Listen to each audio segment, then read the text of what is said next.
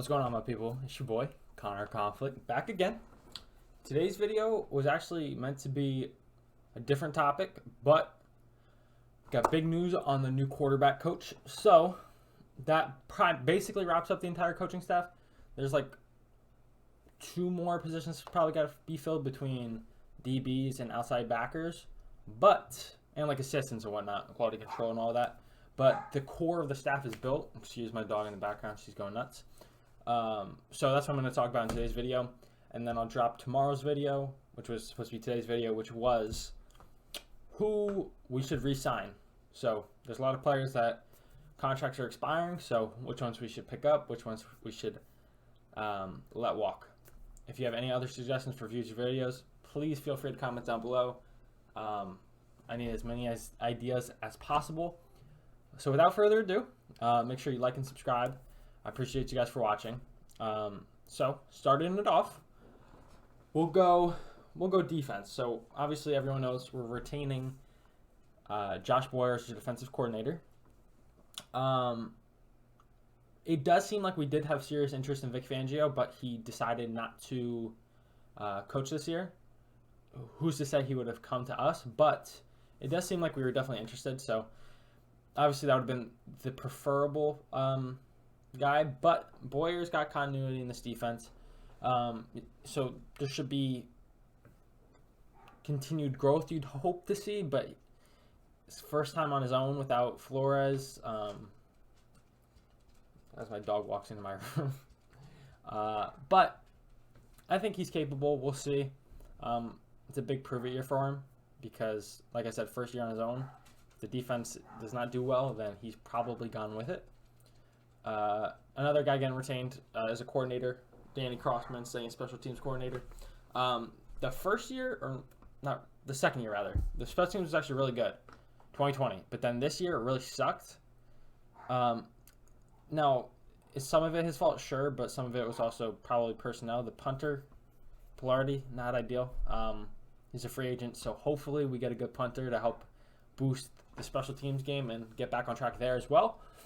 So those are the coordinators.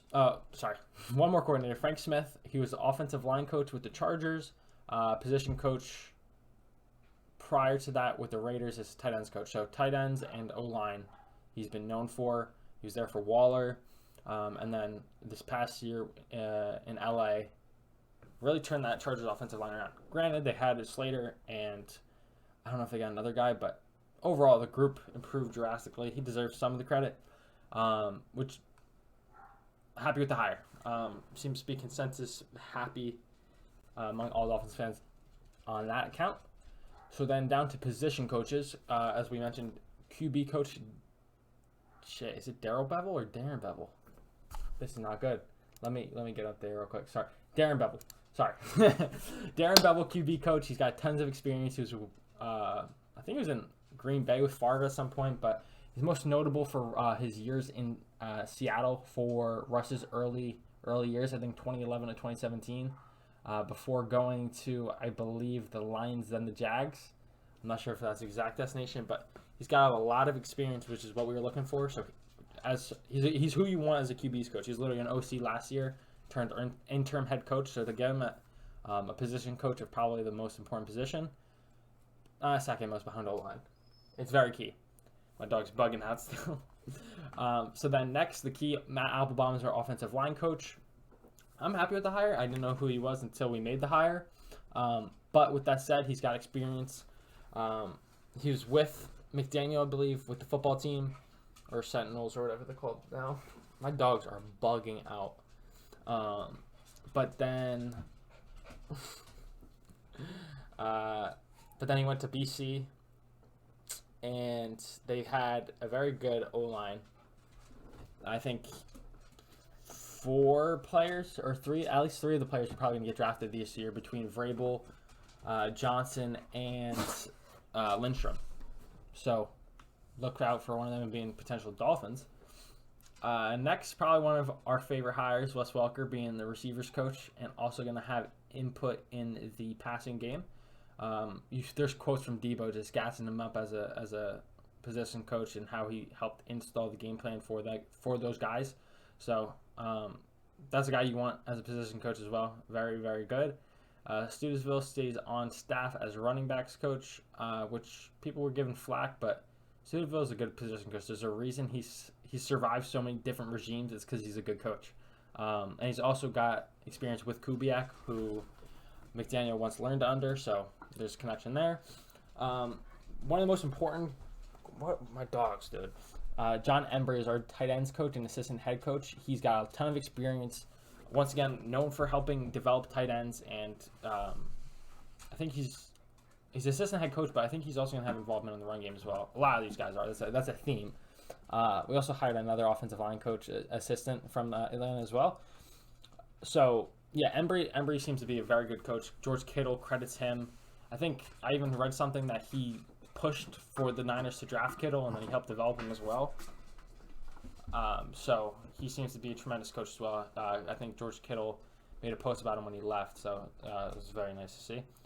Then on the defensive side of the ball, we're retaining Austin Clark, Charles Burks, and Anthony Campanelli. I'm honestly happy with all three of those people that we're retaining. Burks with the corners, very good. Clark, the D-line, took a jump this year. And then Campanelli, you just listen to that guy's press conferences, and he's electric. So overall, I'm very, very happy with this coaching staff. Would have obviously liked to see Fangio, but nonetheless, I do think it's got a lot of potential. My one concern is it's going to be the defensive side of the ball, because it's kind of the same thing with Flo. And some Dolphins fans are getting a little too ahead of themselves with gassing up these coaching hires, because they were doing the same exact thing for Flores' initial staff. So slow the roll a little bit, but have some excitement.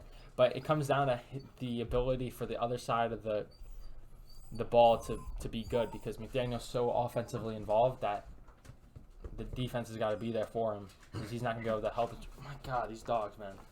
So that was Flores' problem. Hopefully it's not McDaniel's problem, although it could be. I was in a Twitter space today, and someone was mentioning how one of the main reasons all those old New England guys were leaving was because Boyer is a quote-unquote snake. So hopefully that's not the case, and it was just the guy saying it was just didn't like Boyer and labeled him for that. But if that's the case, it could be a potential issue, and that would lead to defensive issues, which would be the opposite side of McDaniel, which is what you don't want. Nonetheless, like I said, I'm honestly very, very happy, especially with the offensive side of the ball. I think for once we'll actually be having like a high-level offense, which we have not seen in my entire lifetime watching the Dolphins. So I'm excited. I'm hoping to see development out of the young guys. There's a lot of good young people, especially O-line too. If we can get those people blocking, shit, we might actually have something cooked up here in Miami. So with my dogs here, I appreciate you guys for watching. Like I said, feel free to comment down below any videos you'd like to see. And until next time, I'll catch you guys.